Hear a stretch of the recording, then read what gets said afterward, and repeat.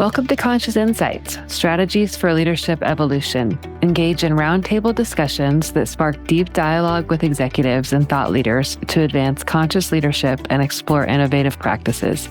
Join us and gain insights that will elevate your leadership journey. Hi there, and welcome back to Conscious Insights as we continue this series that we started in season 2. So we started first with an amazing conversation with the founder of Leadership Circle about authoring a new leadership frequency. And then the last session was another solo episode with me where we talked about the capacity and building our capacity for change, both within our self and in our systems through the Insight Elevation Ladder. And I want to continue that conversation by talking about the 4 quadrants of change and where transformation actually occurs.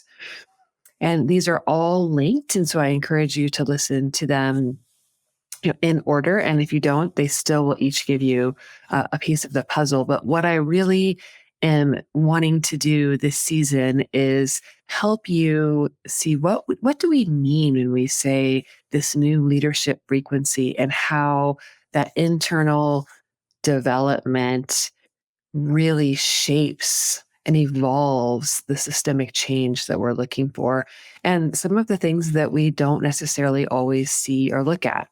And so last time we talked about building our capacity through change through the Insight Elevation Ladder via core wellness, emotional intelligence, conscious leadership, and transformed cultures. And now we're going to talk about where change actually occurs. And this particular quadrants of change was originally developed by Ken Wilber's integral theory, which really describes the lenses through which all experiences can be seen. And we utilize these, and I utilize this in a slightly different way for how transformation and change occurs. So let's just first start by defining what we mean by these 4 quadrants of change. And so for those of you listening, I'm going to try to paint the picture. For those of you on YouTube, we'll show these 4 quadrants of change. So first is, if you see that if you draw a square and you put a plus in the middle, then you have 4 squares. And so the upper left is the inner individual or the individual experience. And that's about what's happening within you, like your mindsets and beliefs and how you experience the world. And then if you go over to the right and you're at the upper right square, it's still individual, but it's the individual, like what I do, the external. So those are skills, behavior, knowledge, the practices that others can see. If we go down, quadrant 3 is like the left lower quadrant is the collective experience. So it's the external collective. And so it's things like the vision and values, the culture, and what we experience in relationship. It's not necessarily what we do, but it's what we experience. And I'll come back and talk about that a little bit as well. And then the 4th is what I call the collective action. So it's the bottom right quadrant. And that's where the structures and the systems and the strategies and the policies and the processes exist. Now, I started my career in strategy and change. And when we were doing organizational change management, 9 times out of 10, we were specifically only looking at this quadrant 4, process, structure, and largely missing quadrant 1, 2, and 3. And I still see that happening today. So I want to go through each of them and just talk a little bit about that. So individual experience, if I go back up to quadrant 1, this is a place that we often discuss and work on in individual coaching. Really, really important. It used to be missed. It used to be purely about on the behaviors, which is that quadrant 2. And because so many times when we are trying to make some change. It could even be a systemic change. There's something within us as an individual that either helps us get there or stops us.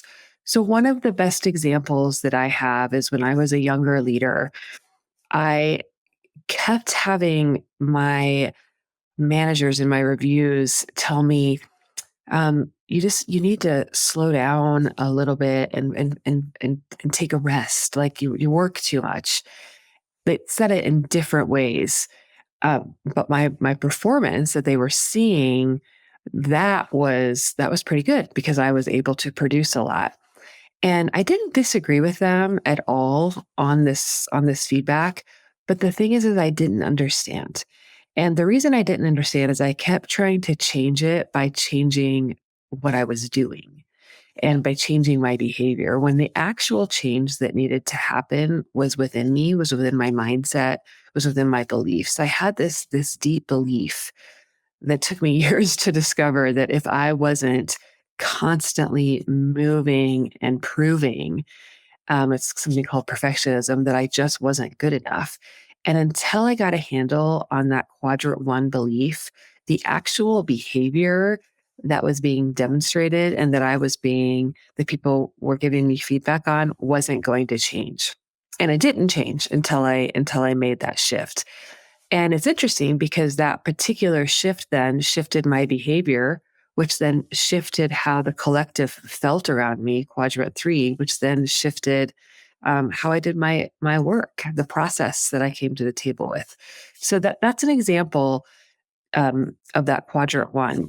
Another example of quadrant one is we do quadrant one often, say in individual coaching, and then we don't always connect it to the actual collective action of how that's working in the system. And so it's really important that we look at all four of these quadrants. So I've talked about quadrant two a little bit. It's in the individual, but it's in the individual skills, behavior, and knowledge.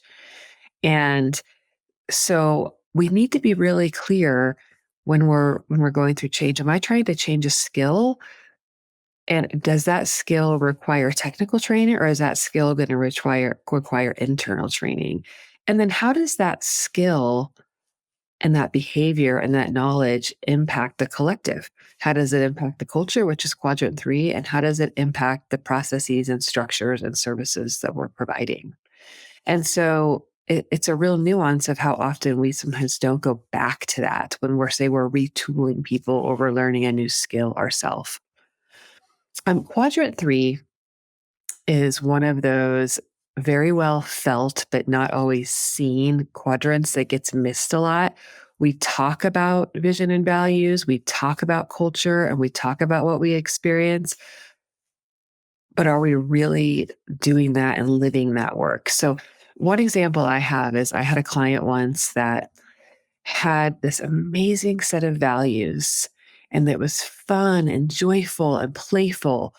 And and then when you went into their offices, the offices were bright and playful, and the walls had all these cool pictures, and the conference rooms were fun, except for it didn't feel that way at all.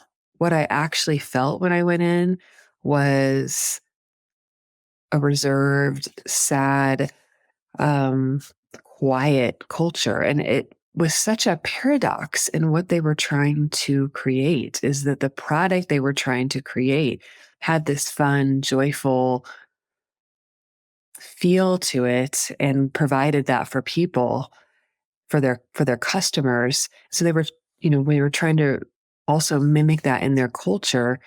They were only doing it, though, through actual, say, the writing and what things looked like, and not necessarily what people were experiencing. And that was a big part of our work, was to work on the transformation and for that particular culture to reflect the product, which then made the product changes that we were implementing so much more successful. And then we come to quadrant four, which is collective action, which is our process, our products or our services, and our structures, say our organization structure, et cetera.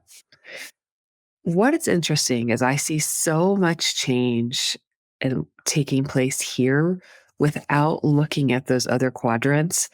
And a lot of times, certain changes don't take effect and are not successful, primarily because the change originated in quadrant four. But in order to, say, make a product upgrade more successful, there was actually some skill upgrades, some mindset upgrades, and some real collective intelligence to be tapped into that just wasn't, because it purely focused on the product. Another thing we see a lot is we see organizational restructures, and we where they think the tie the structure to the finances, which is all quadrant four change. And when we're missing really looking at, hey, do we need to make some changes in other areas in order to impact our results?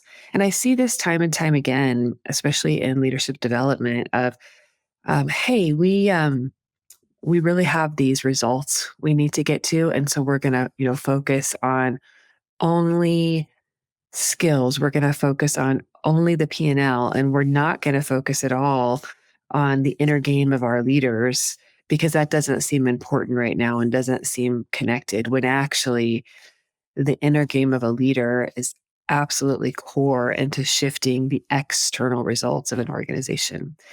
And so I bring this today as part of that, how transformation occurs, to bring that to your awareness, both in your organization or the system that you're in, as well as in yourself. You can take a look at this from yourself, at yourself. And there's a couple of exercises that really help to illuminate this.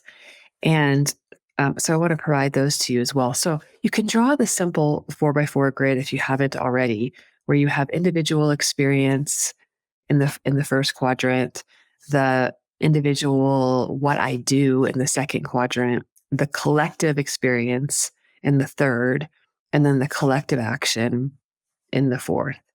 And I just invite you to first think about yourself and think about a transformation or a change that you're going through, or just yourself as a whole, and put a plus where you really invest time in change, where you really invest that, and then put a minus where that seems to be a quadrant that you neglect. And then I want you to shift to the system that you're part of or that you're interested in looking at right now, and do the same.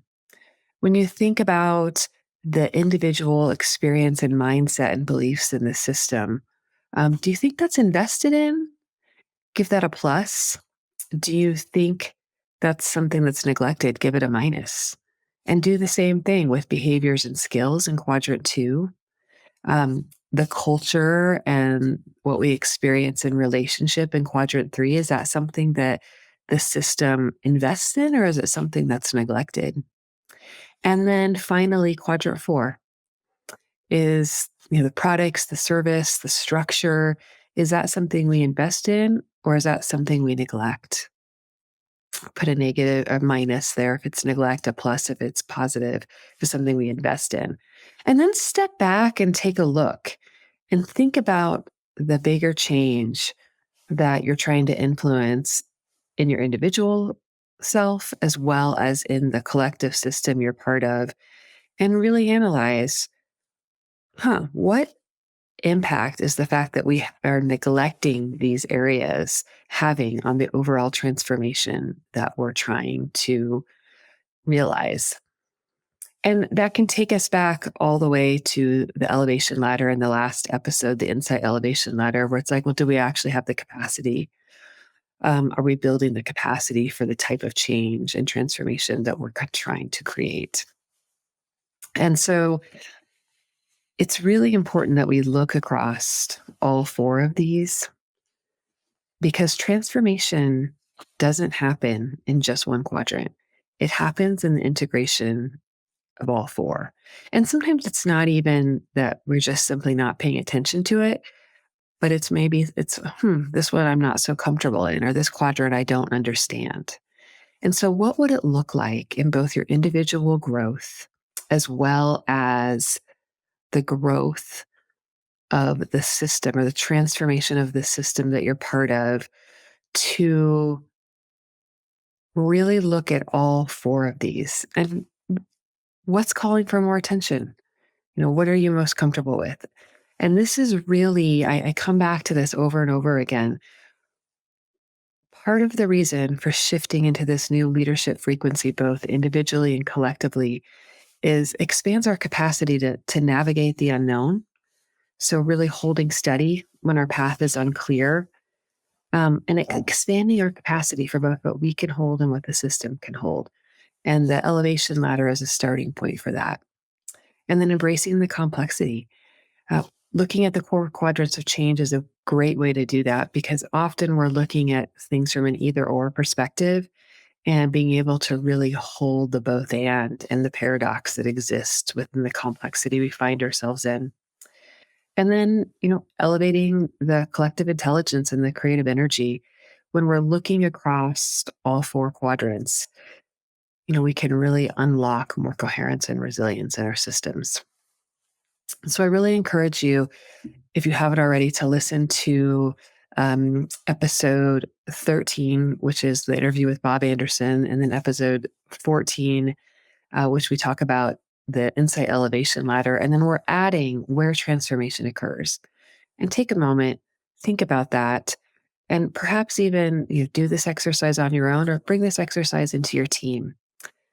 And the next episode, we're going to talk a little bit more about, okay, if we're really looking at the capacity and we're really understanding where transformation occurs, how do we fuel that with a different energy? And that's where we come back to conscious leadership and the reactive creative capacity that I talked about in both of the last episodes, of that frequency and that energy that then we bring in to both ourselves and our systems.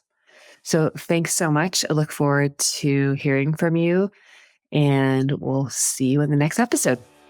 For more information, visit insight-cc.com or email us at info@insight-cc.com. We look forward to hearing from you.